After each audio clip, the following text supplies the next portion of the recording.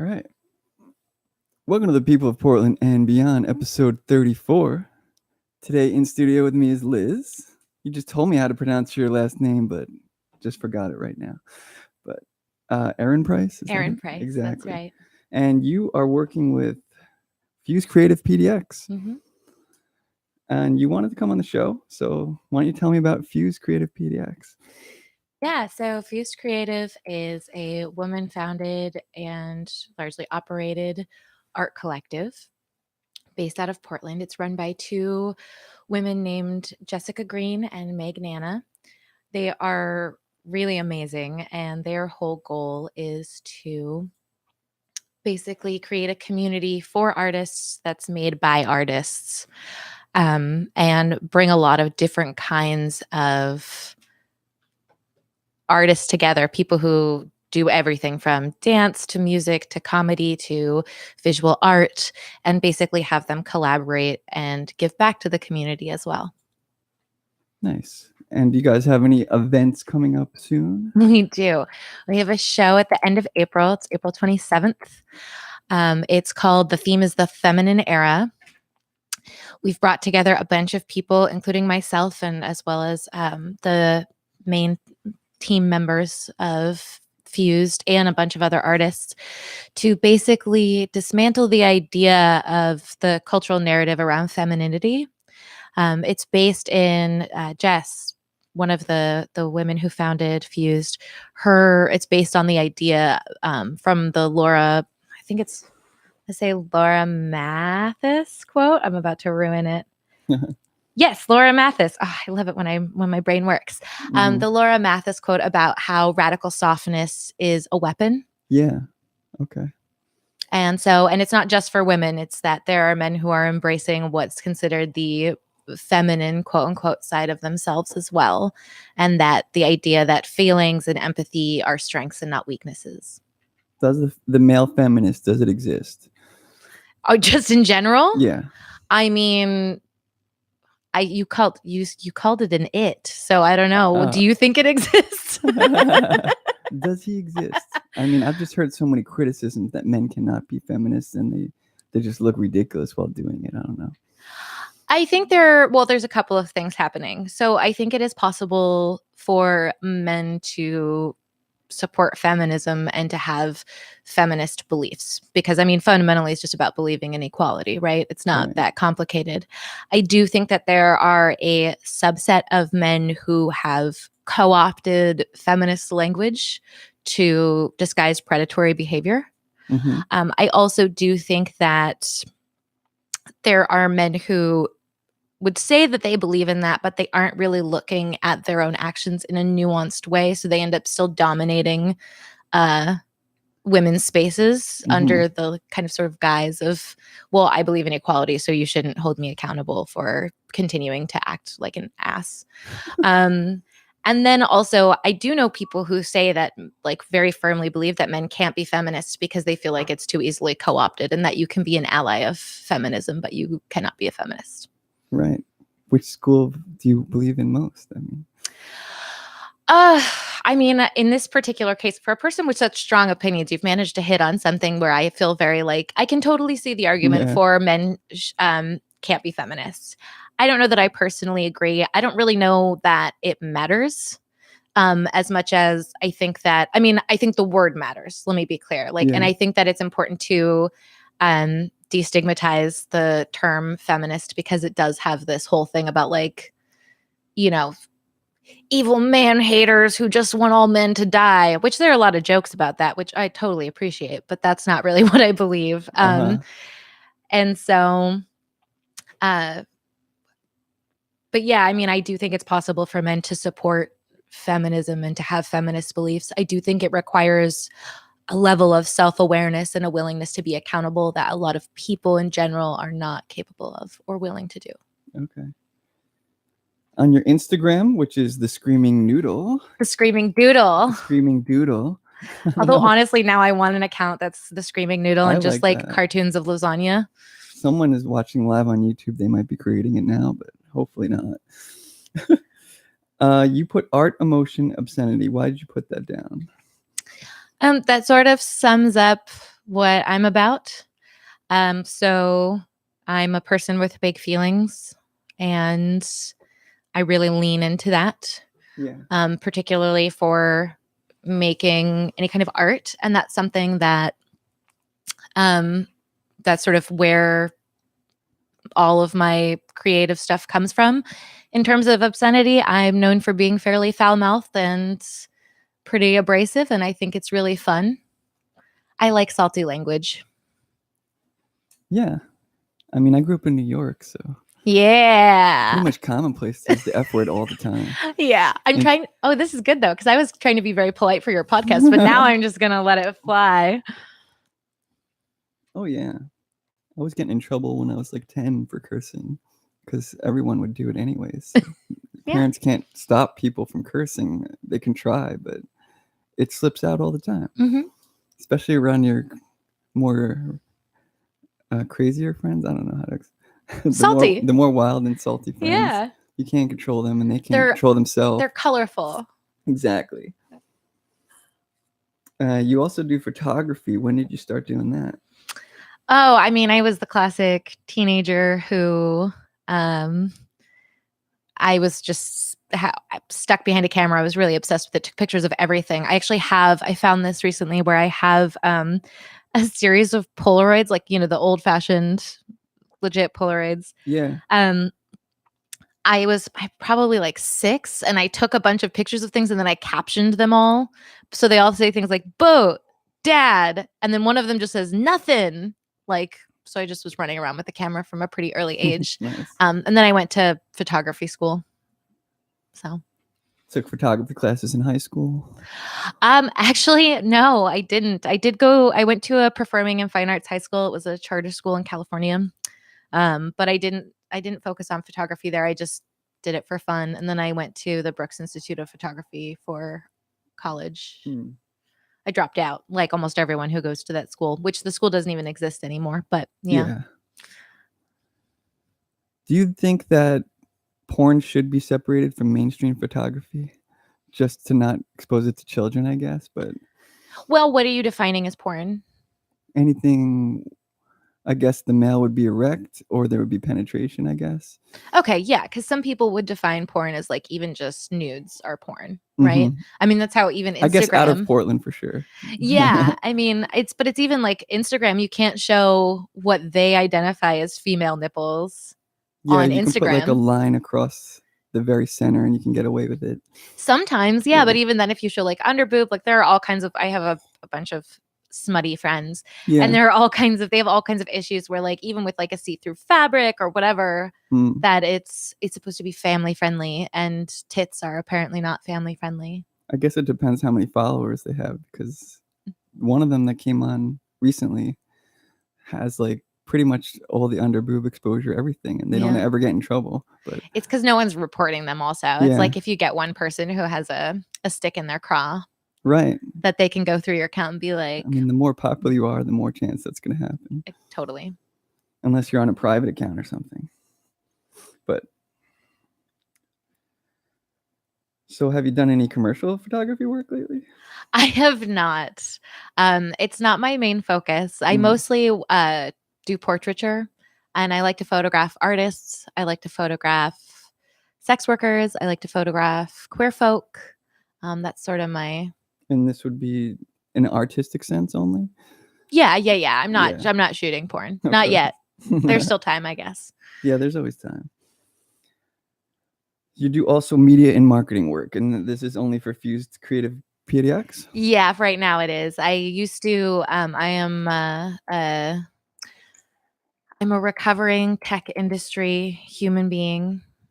Really? How many hours a week did they have you working? I mean, at the worst of it, like 60, which isn't that bad, actually. Yeah. But the thing is, it's just I was working. I don't particularly care for the industry or working for the industry myself. So I was doing marketing and communications for several web development firms over the last, I'd say, like 4 or 5 years, up until last year. So now you're working more independently. How does that feel? It's great. Working for yourself? Is this like the first year you've been doing that? Or? On and off for the last few years. I think now it's really changed because I'm focused more on the art thing. Okay. And yeah, which feels great. I mean, it's sucks being poor, but Oh yeah, it's terrible, but there's lots of resources out there for us, such as this building I'm in now is income controlled, so it's great for an artist. that's And amazing. the 12th floor view can't be beat, honestly. I'm so jealous. That's incredible. Good for you.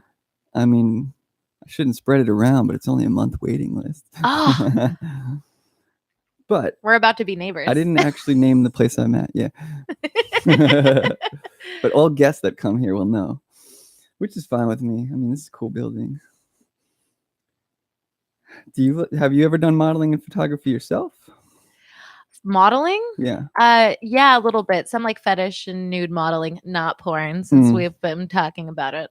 What does artistic fetish modeling consist of? Like, I mean, fetish gear, like what Okay. you wear, all right, fetish. you know. And my thing was always taking more of a pinup type approach to it. Like so the 50s style. yeah, Nice. but there's like a certain there's posing and certain like hairstyles and stuff like that, and then pairing that with like latex. Cool. You said you have 3 cats, right? Yeah, And are those indoor, outdoor cats? they're all indoor cats. Do they fight ever? Sometimes it's usually, I mean, it does get to like if the food bowl isn't 100% full, it does turn into like Lord of the Flies in my apartment. Yeah. Because they'll fight. I once found 2 of them fighting over like an inch long piece of asparagus. Yeah. Asparagus. Do they like cucumbers as well? I don't know. Oh God, I've never tried to make them do the. My cat loves little cut up cucumbers. That's Have you seen the internet thing where people throw a cucumber by a cat and the cat's instinct is to think it's like a snake, so the cat freaks out? I've seen like Facebook little GIF images of the cat running away from the cucumber. It's hilarious. It was like a thing. I feel so bad though. Yeah. You're like traumatizing your cat. I guess I don't ever put the full cucumber out. It's just little cut up in her bowl. So that's sweet. Yeah, she's obsessed with cucumbers. She really likes wet food, but she only gets 2 bowls a day. And I'm thinking, with those 3 cats, you can't do something like that.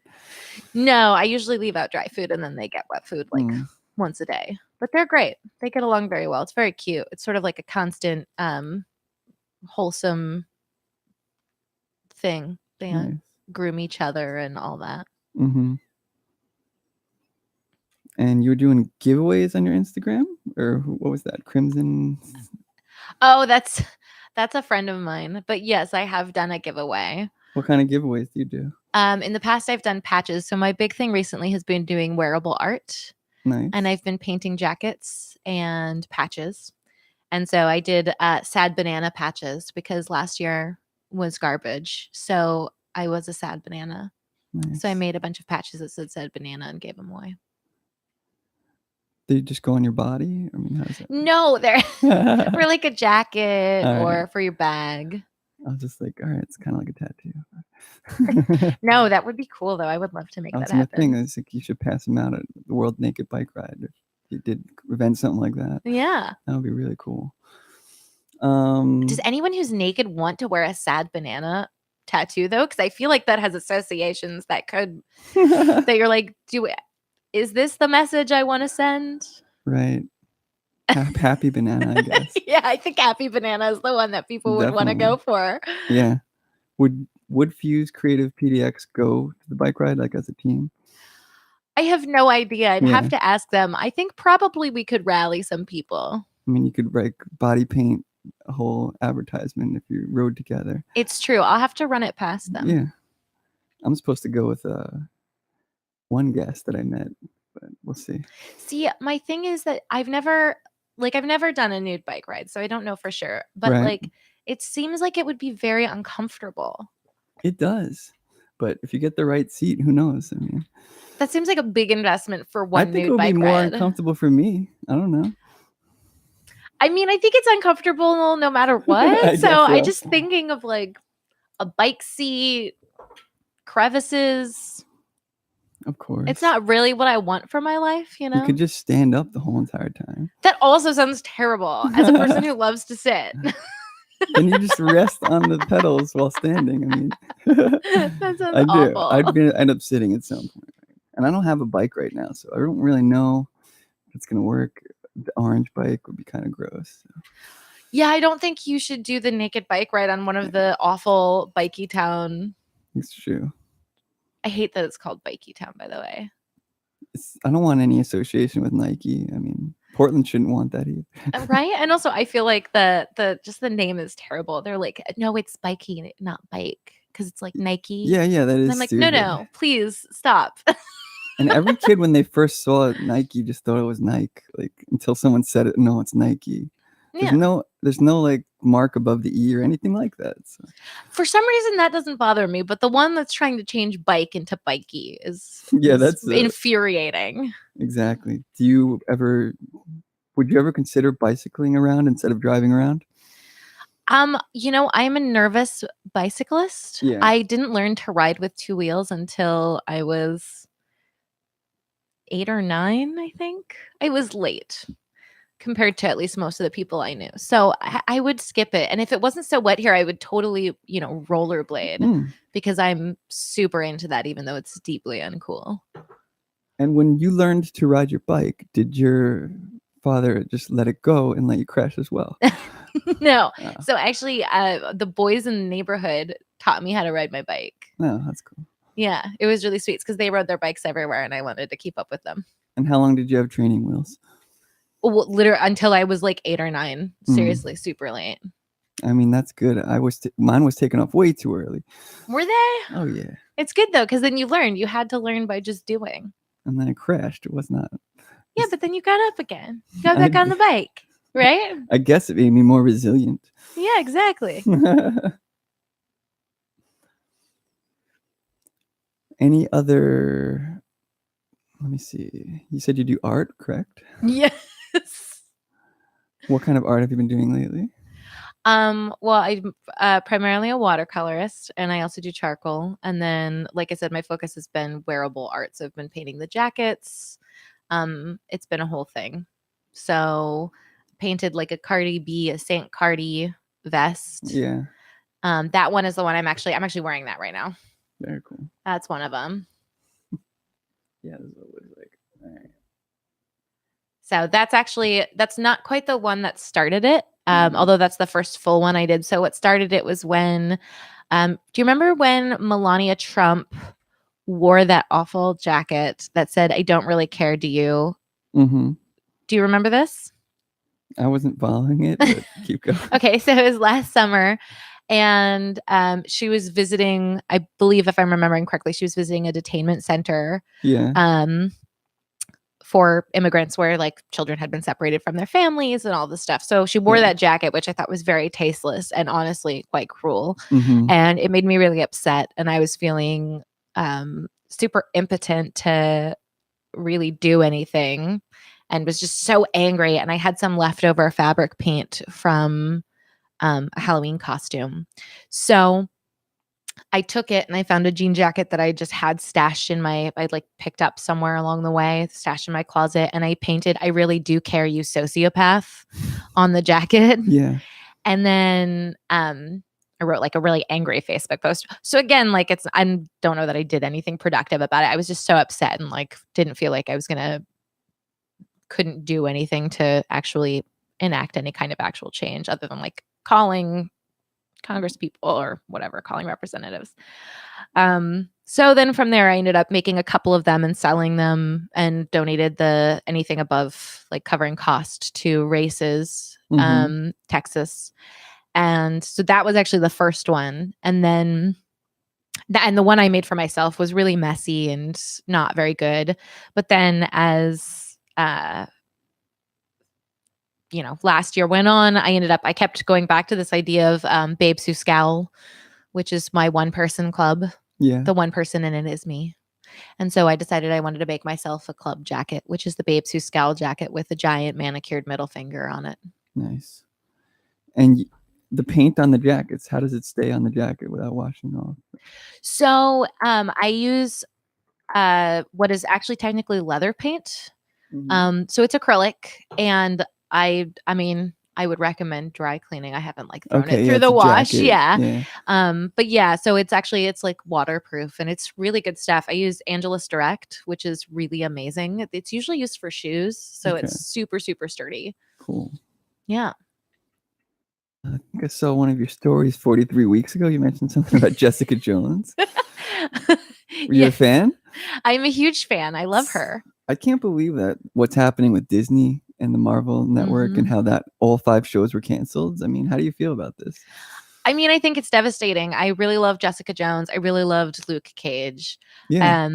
I think Luke Cage got all criticized, but I thought it was fine. I thought it was great. And I think also what I loved about those is that it was so nice to see superhero stories that weren't just sort of I feel like at this point, and I say this as a person who I love superhero movies, but I also feel like they're very formulaic. Like they're kind of like cotton candy, you know, where they're really entertaining. I love going to see them, but they don't really necessarily add anything meaningful to my mind. I'm about character development, and it's hard to develop a character in 2 to 3 hours. Totally. Very hard. And even if they're in the MCU, I mean, those are all about different superheroes.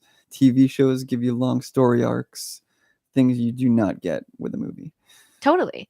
And I think that's something that Netflix was doing really well. Yeah, they were doing it better than any other producer. I don't really like the Hulu shows at all on Marvel. I mean, and I could assume that the Disney shows would be more like Hulu shows than Netflix shows. I mean, Netflix shows are more adult. I don't see Disney going into that kind of thing. The Punisher is doing so well. That's not going to go to Disney. I mean, there have been talks about Disney making another version of Punisher or Jessica Jones, but who knows? Daredevil, which they ended in the best season it was in right now.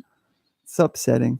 It is. I also, what I really liked about Jessica Jones, and I think I'm in particular, I love her because I think they do a really great job of depicting PTSD, which I also have.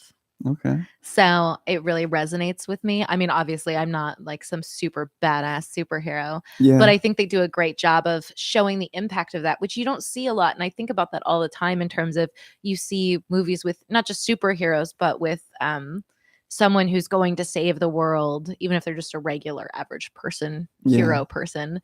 And it's like, no, this takes a real toll mentally. Like if they're really a person, it's true. It takes a toll and you don't get to see the impact of that very often. But I felt like Jessica Jones did a great job of really viscerally demonstrating what it feels like to have that affect you. Yeah. It's definitely more human than any superhero movie out right now, I'd say. For sure. You said you had PTSD. What was that from? From trauma. Don't want to get into it? I mean, it's a long story. Okay. But yeah, so. Jessica Jones. So there's one good thing about Disney. I mean, they finally, for Guardians of the Galaxy 3, they accepted James Gunn back. I mean, I think they realized they were pissing a lot of people off by not letting him do the third film in combination with the Netflix thing. So they had to do something. I have a terrible thing that it's just a terrible confession. All right. I could not get into Guardians of the Galaxy at all. I watched the first one. No, I watched the first one and I was like, I'm done. Like, I'm good. The second one I like better than the first one. Really? Oh, yeah. I liked it much better. I just didn't like, it was too, I don't know. I think I'm not a big fan of Chris Pratt. Yeah. I mean, I never thought he was anything special in Parks and Recreation. I mean, I actually thought that was him at his best. Really? Yeah, he was funny. But like otherwise, he also kind of reminds me of an ex. So I'm a little bit like, ugh. Oh, yeah, like, that'll do it. I'm good. No, I don't need to watch him. Like a much better looking version of an ex. Okay. But he reminds me of an ex. So yeah, that's really all it takes. It's sort of a bad association. I'm good. Do you like going to local breweries around Portland? I actually don't drink. Are you a cannabis consumer of Portland? Yes, I medicinally. So you believe in CBD oil? Mm-hmm. You think it actually helps to cure cancer? I don't know about that. Right. Would you? Do you also think that positive thinking cures cancer? Absolutely. Oh, come on. It could. I mean, I heard He stories. could. I heard stories about a lady had cancer, and she was gonna die in like a few years, but the family decided to not tell her. This is how they do it in Japan, and she ended up living for like 20 years or something because they never told her. You think it's because they never told her, and not just that maybe her cancer was not as aggressive? No, I mean, she would have despaired, and the theory is she would have gone into a despair. She would have been really sad and depressed, and it would have just gotten worse. But don't you feel like that narrative is super damaging to people who do end up dying I from do. cancer, and I mean, they I think it depends on the types of cancer and how bad this cancer is, what stage you're at, of course. Yeah. I mean, because I feel like that starts to turn into that, like, I don't know, I think about The Secret, you know? Yeah, there's always And- a chance that you're getting scammed, of course. Well, and I think about, like, it's that same narrative, though, of that idea of, like, well, you just manifest what comes to you. And I'm like, what? So, like, I guess all those Jews just, like, didn't manifest not Yeah. having a I Holocaust. mean, I read the Mind-Body know? Connection book, and it didn't work, so I'm on your side. I mean, But the placebo effect is huge. You can't deny. Sure, but I don't think that necessarily means that. I think that positive thinking and positive reframing is really important, and I think it can be really helpful and healthy. But I don't know who coined the term, but Mhm. there is the term that's now being thrown around called toxic positivity, which I Okay. think is sort of what we're talking about, right? This idea that, like,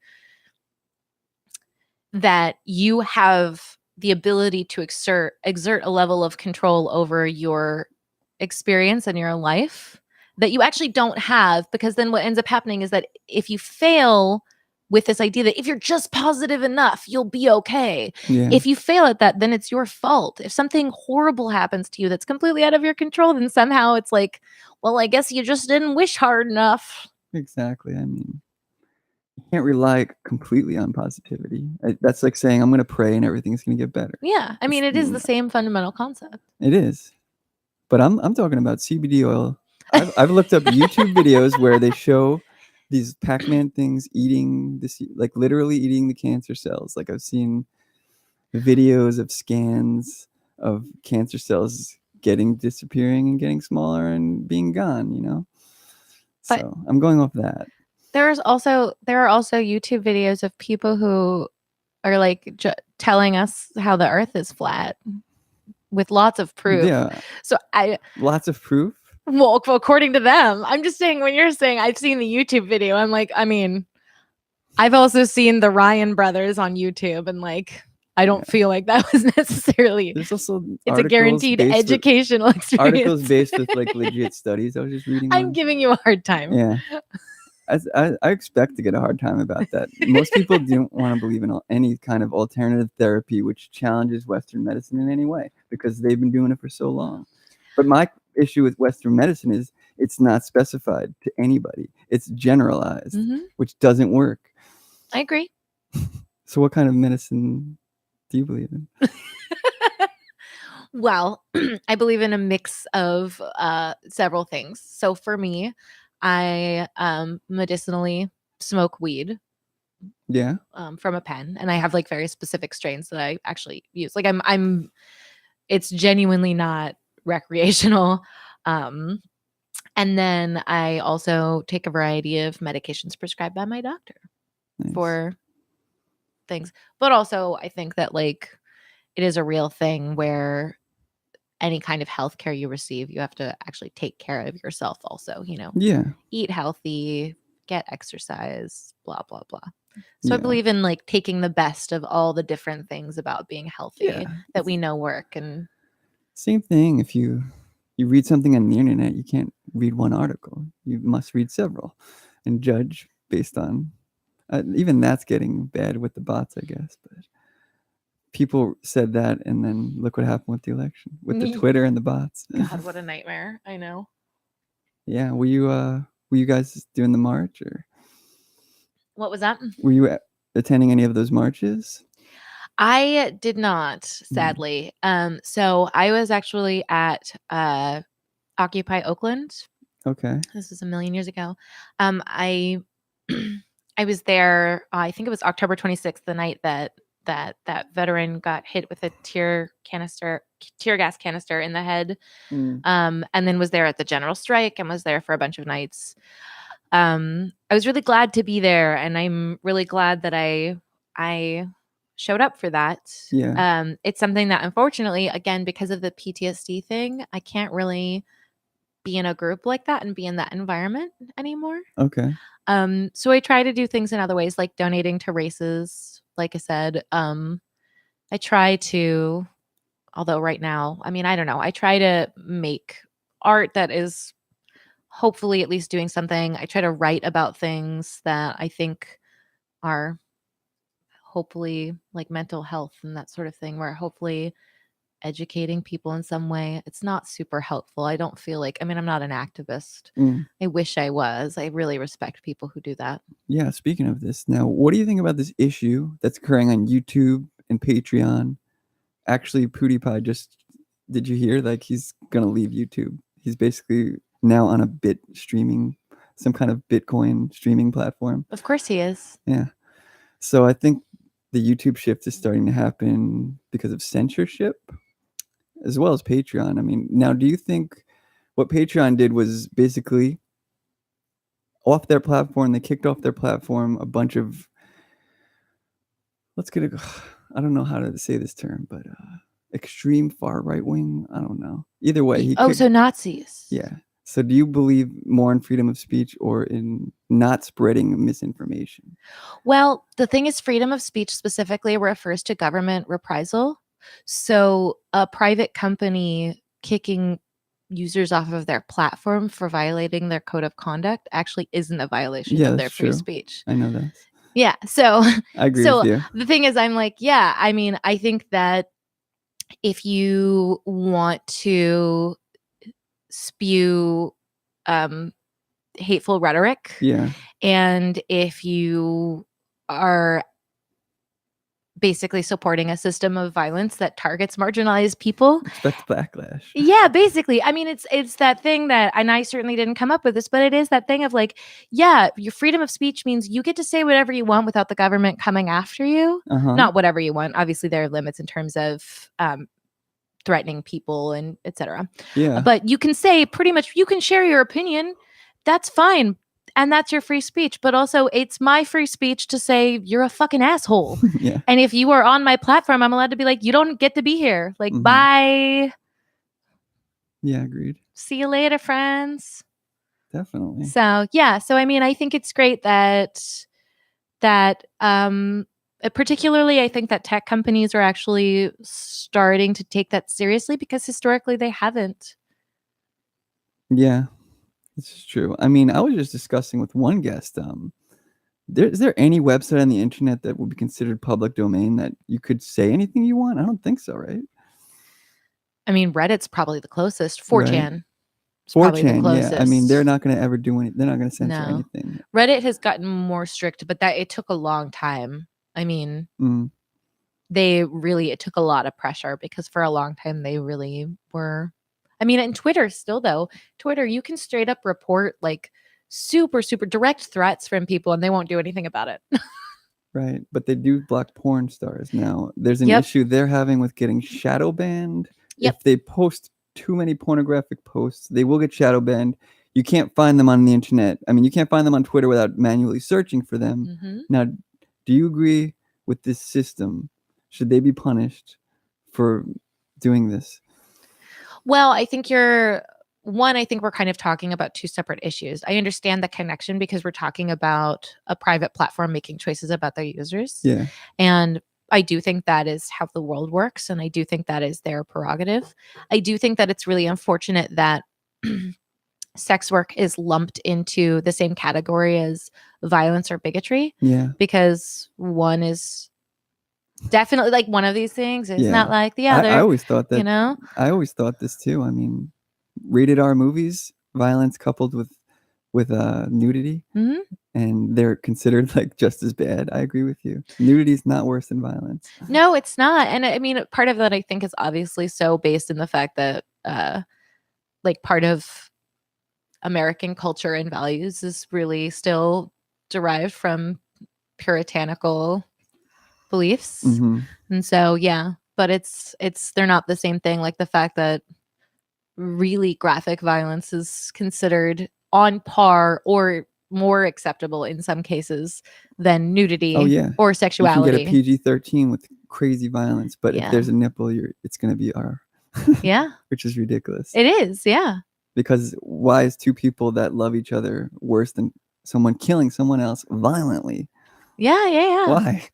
No, it's crazy. Well, and the thing is This is- also like I think sex workers in particular really get, especially with the laws that just passed, FOSTA and SESTA, like that's really, really damaging.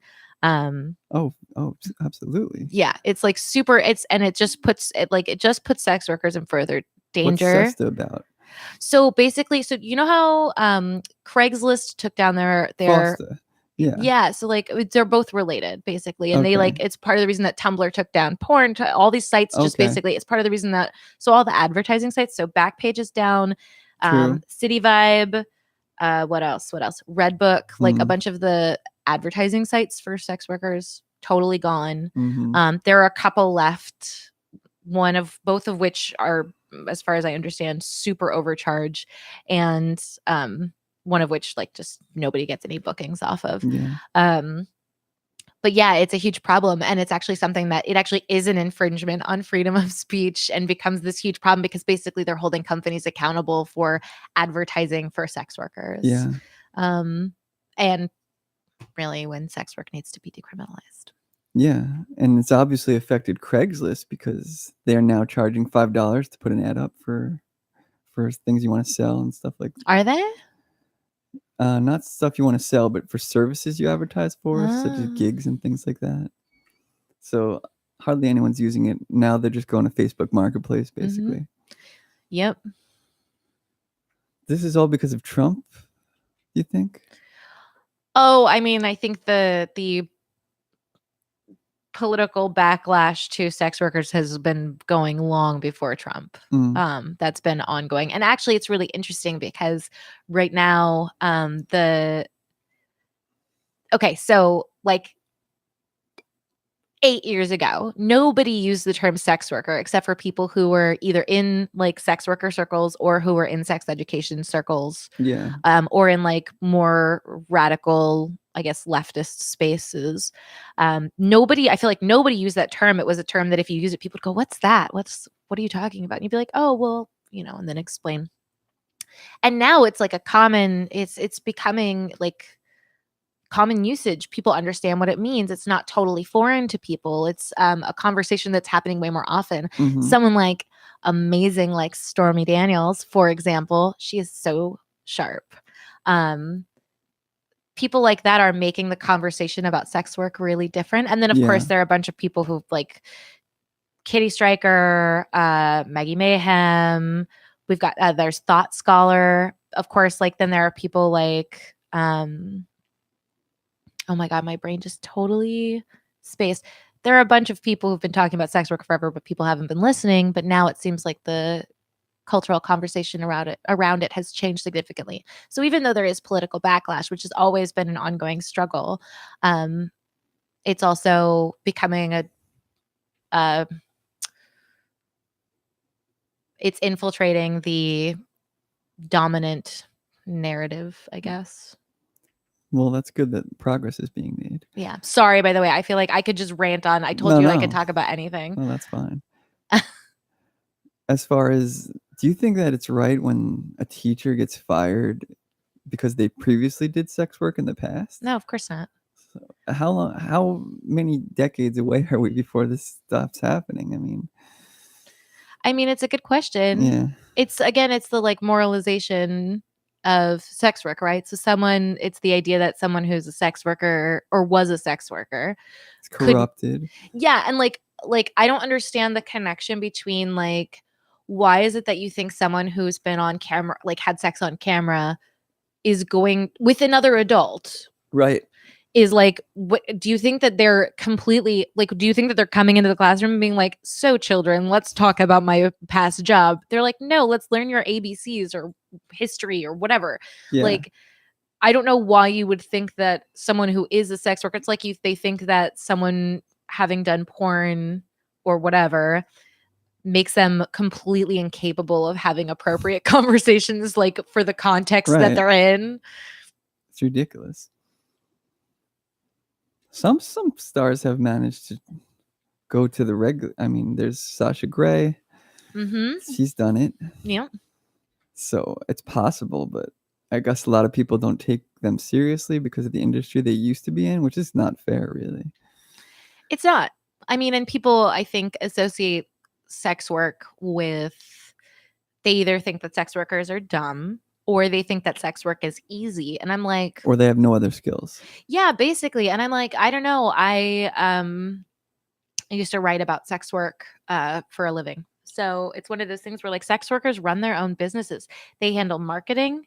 They handle marketing, like in terms of they handle all of their aesthetics, stylized, like styling themselves, styling their brand, creating their brand.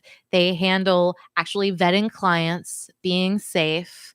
They handle personal health, and they often do education in terms of their personal lives.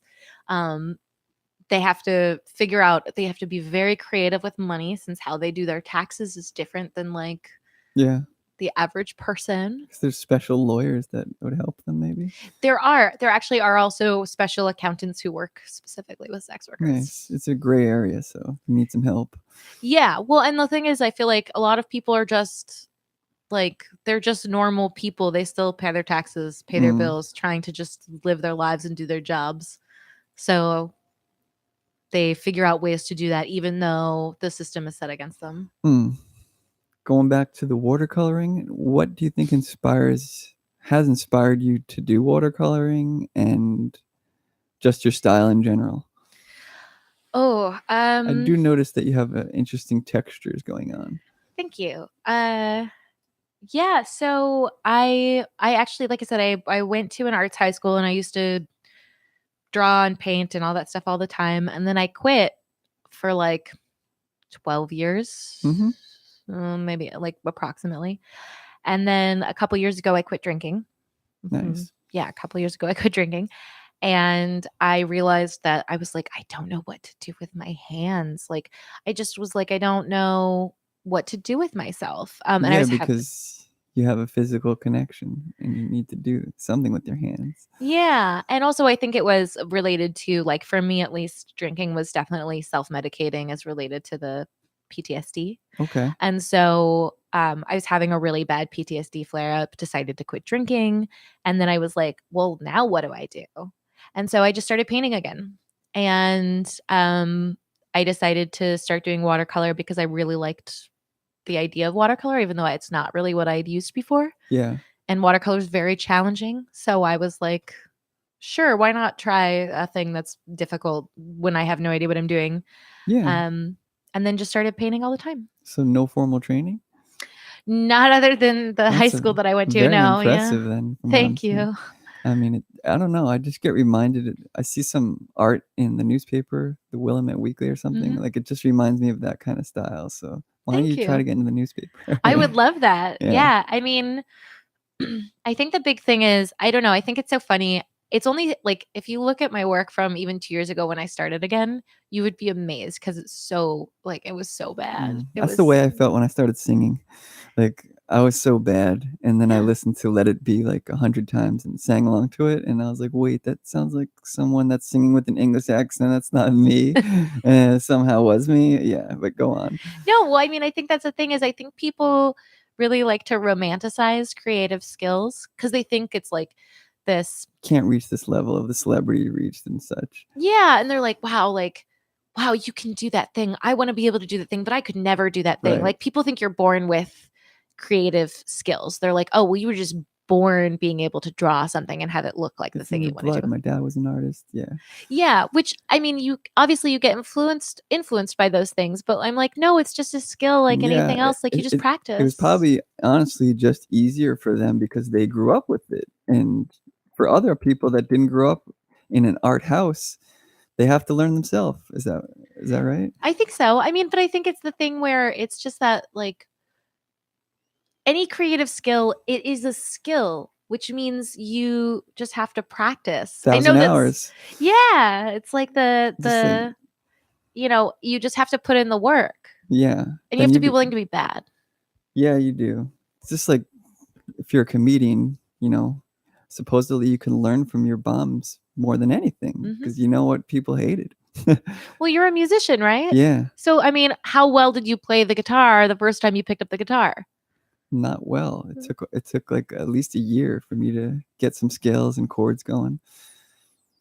All I could do is play by ear at that point, and you don't have the physical training, so you won't know what to do really. Of course. Until you practice over and over and you get used to it. Same thing with podcasting, vocals, guitar, any kind of art.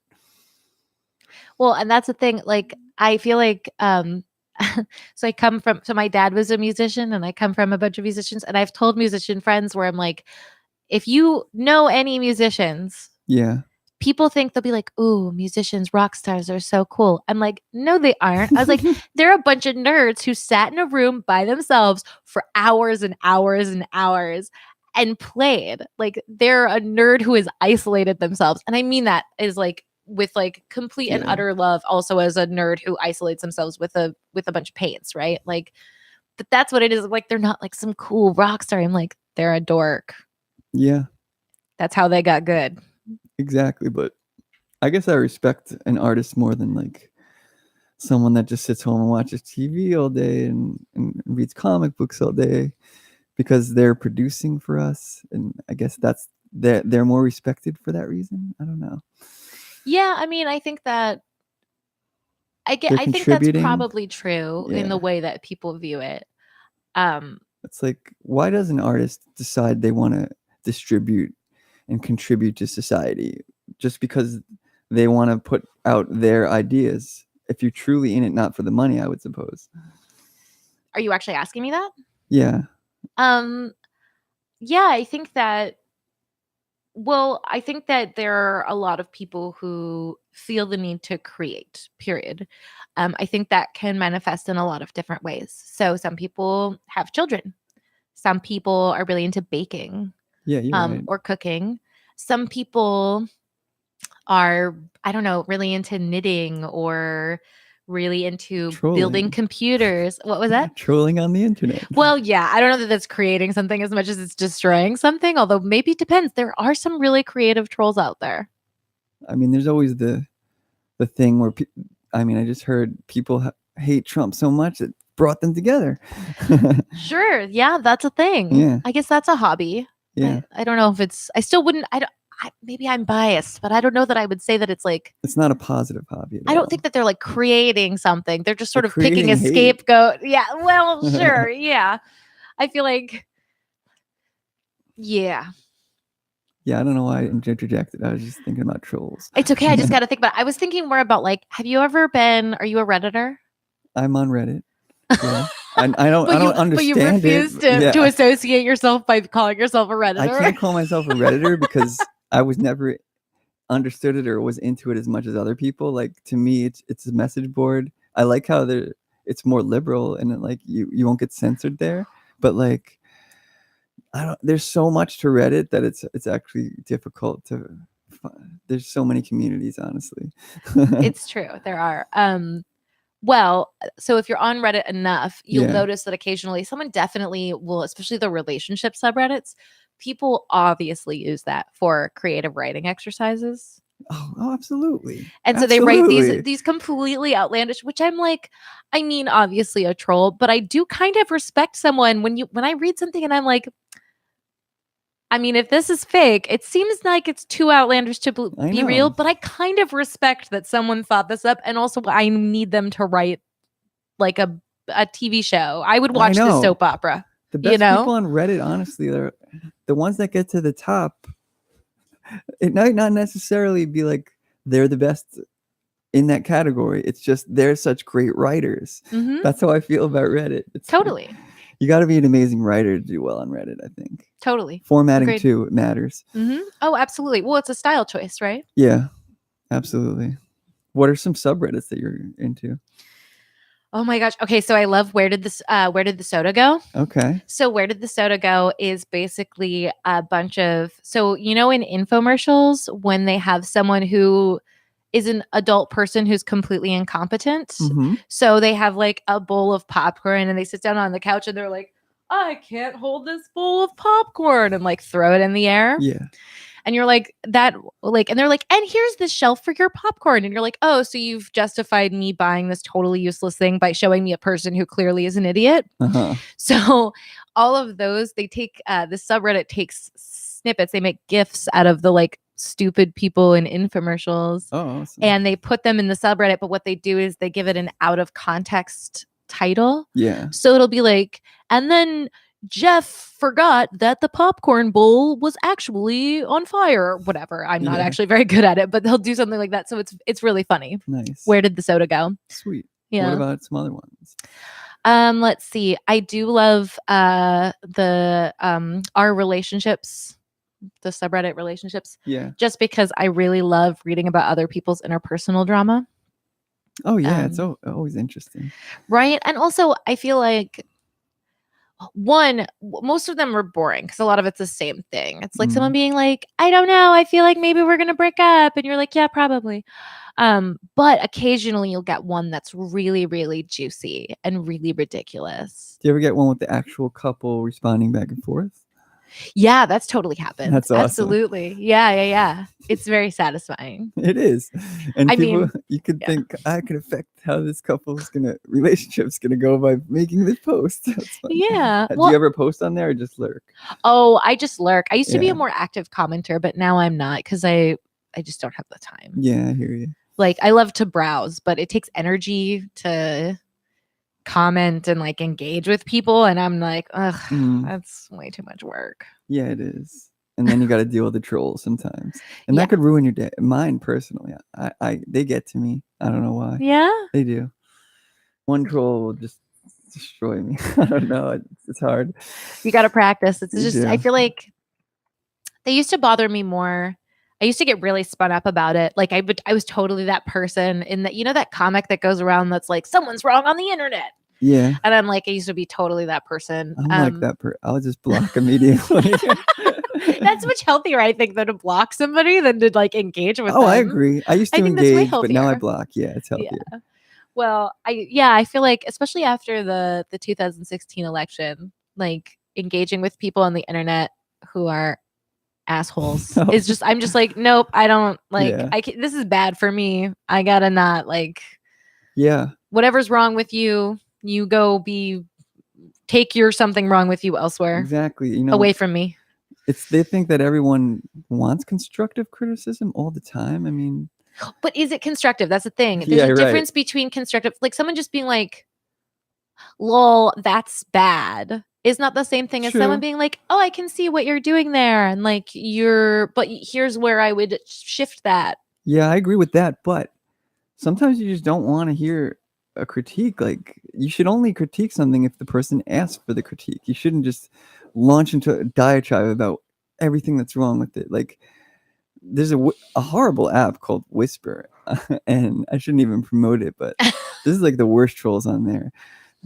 And anyways, I once, said something about the show on there, and some guy started launching into a criticism about how I needed to be more, I need to have more foodies on, I need to have more native Portland people on, and all this. And I'm like thinking, why are you telling me how to run my show? Well, then make your own fucking exactly. podcast, asshole. And I really don't like, Jesus. I don't like it when people do that, because ever since I was younger, like when somebody says a suggestion to me, like I take it to heart, and it somehow affects me. Like, so I don't even want to hear the suggestions, For sure. Well, so have you read any Brene Brown? No. So she's wonderful. She has a TED Talk that went viral that I think you should totally look up because I think you'd appreciate it. But she writes a lot. So she's a researcher on vulnerability and shame. Okay. Well, actually, she specifically started research shame, and then it sort of transformed into this research about vulnerability. And she's written a bunch of books about it. So one of the things she talks about is when you are accepting criticism from people, that to make sure that you're accepting criticism, like she wrote out at one point her guidelines in one of the books that she wrote, which now I can't remember which one, of course, since I'm talking about it on a podcast. Yeah. But she talks about how like her rules for absorbing feedback And one of the things she talks about is like, so one, do they understand, does the person who's giving you this feedback, do they understand what you're about? Because if they don't understand what your whole mission is, or about what your goals are, or about kind of where you're coming from, then their criticism really is pretty hollow, because they can't actually give you a nuanced and in-depth criticism that has value to you. Yeah. Also, the other thing that she talks about is that, is this person also in the arena? Is this person who's also creating things and producing things and contributing meaningfully, or is this person who's just shouting at you from in front of their television or whatever the hell they're doing, sitting from a bar stool, being like, "That's dumb. Don't do it that way. You should do it my way." And you're like, well, you're not actually doing anything. So Exactly. why would you Yeah. do it yourself then? If it was, yeah, exactly. That guy doesn't even have a podcast. Yeah, well, that's the thing, is that it's not like someone who has a podcast and that's really popular. Let's say like Paul F. Tompkins, right? Right. Let's say Paul F. Tompkins was like, "Listen, I have some advice. Can I give it to you?" Would you say yes? Yeah. Yeah, Definitely. because Paul F. Tompkins Yeah.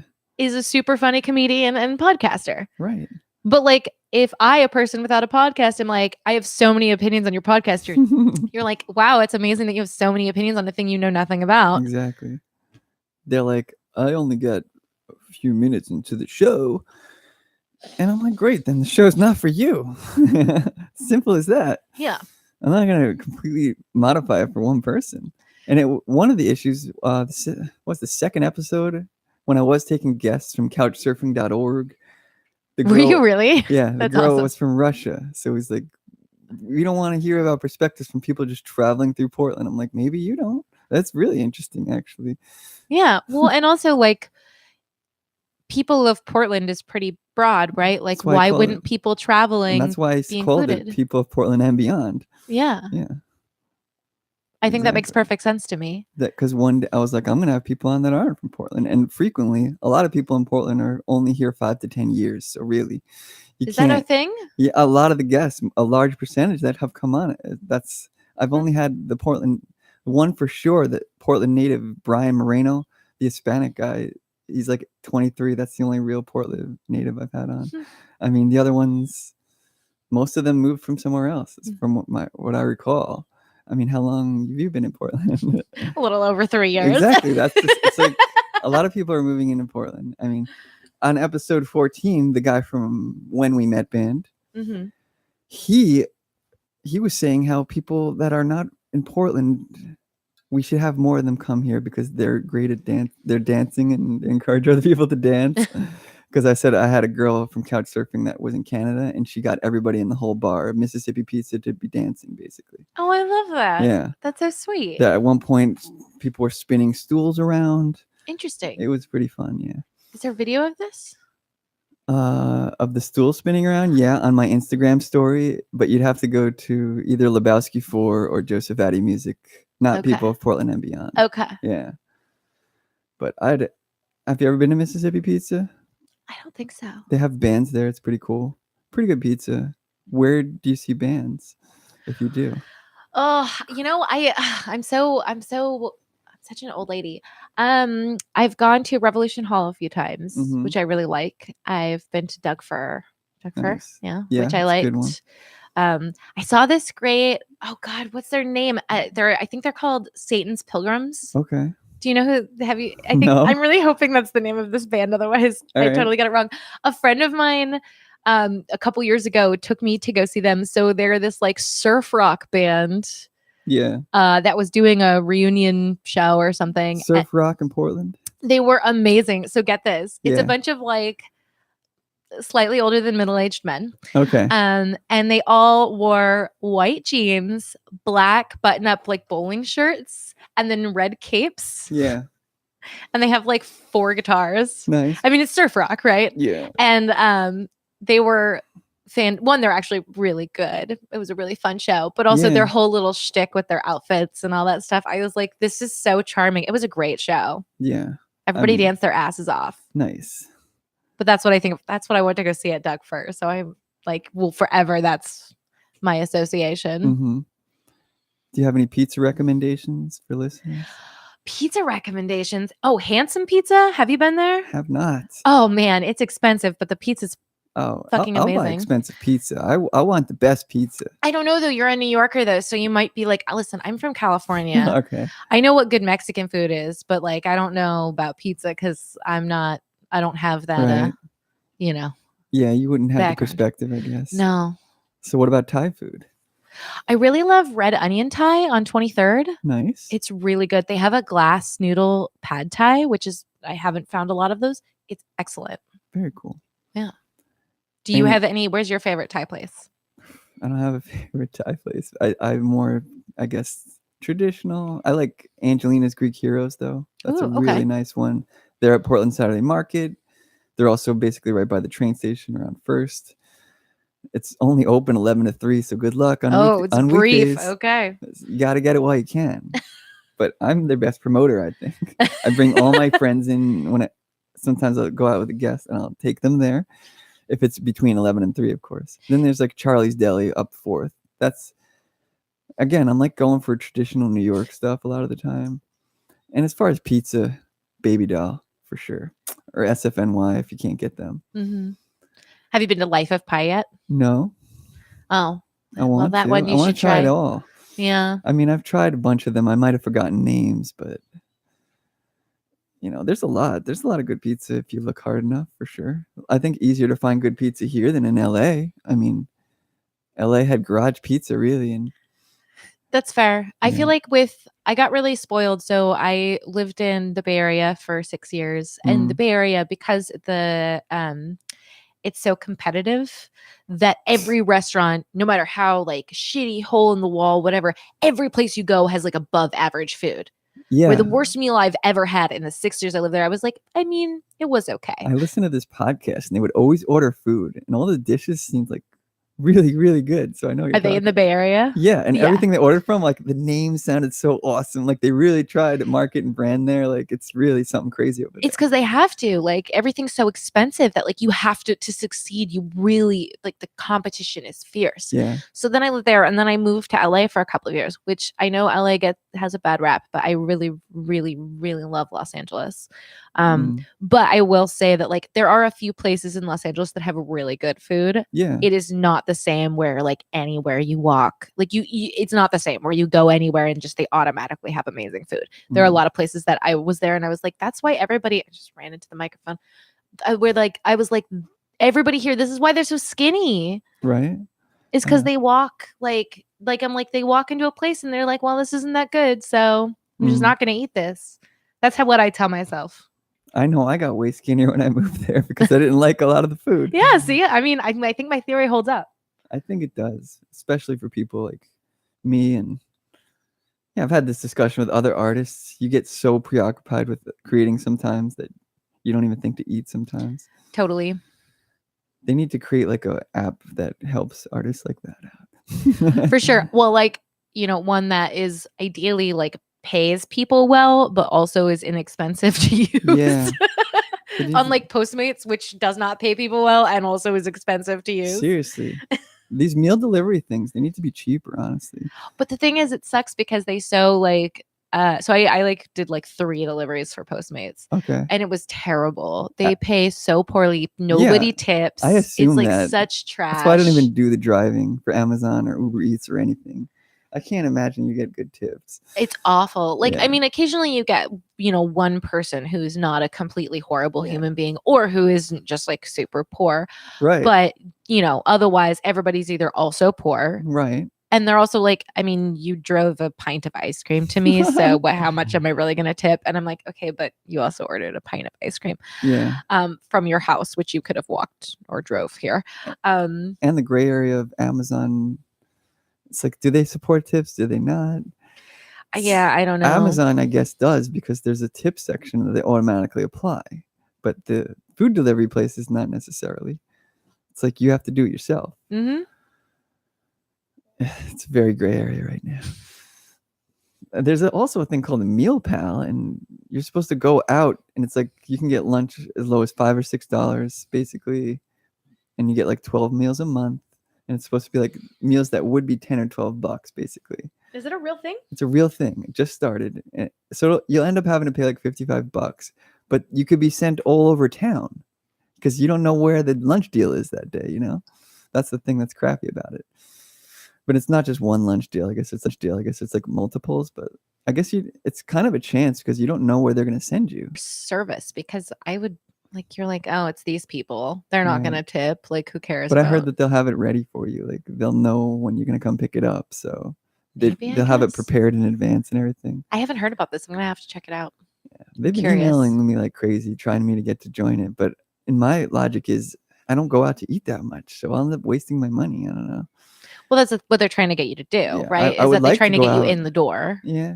It's just like, to me, I don't have the time to be going out to lunch all the time. I'm here doing the podcast a lot. And I work from home. So downtown, they're not, I doubt that they're going to have, there's not really a lot of restaurants in downtown where I am. So I'd have to walk pretty much up by 22nd or 23rd if I'm going to do this. So, or drive somewhere. Oh my God, you might have to like actually walk go out somewhere. You might every have to day. use your feet and I mean, like at least leave every other day and get fresh air. That's like That so sounds much so time. awful. I do it. I just don't know if I could do it every single day or every other day. You don't go for walks? I do. But to be forced to go to the restaurant that they choose. Okay, so this is about being forced. Yeah, I want more selection. Okay. I want to be able to choose whatever restaurant I want. Have you given them that feedback? No. I mean, I think it's the same way Movie Pass works, though. Like, you can't just choose whatever movie you want. You could before. Yeah, but I guess Meal Pal won't last then. No. I don't even know if this system will work. I mean, it seems too good to be true, honestly. $5-6 lunch. It can't be that good. I mean, or it's very small, right? Exactly. Like a little bowl of something. But I like that we're speculating about a thing that neither of us have actually tried. You just got some emails about it. I'm going to try it and then I'll tell you guys how it is. And then I'm going to get them to sponsor me. There you go. That's a good plan. Yeah. I'll just email after them. You talked trash about them for like the last them and be 5 minutes. Prove to me that your service is legit. Oh, I see. Oh my God. That means you're like that means you'd officially be like a real influencer. I feel like that's a rite of passage where you're like, I'm very important. I'm on the internet. Yeah, please give me free things. Smack about it. Now they know I'm not a shill. They gotta really, really trust that I would like it though, if they're really gonna do it. Yeah. So, and I doubt they're gonna let me do it for free, but it's worth a shot, right? Since they keep emailing me like twice a day now that this deal is gonna run out. But I want to thank you for coming in. Yeah, thanks for having me. Absolutely. That's the audio. The video's still going. Bye-bye.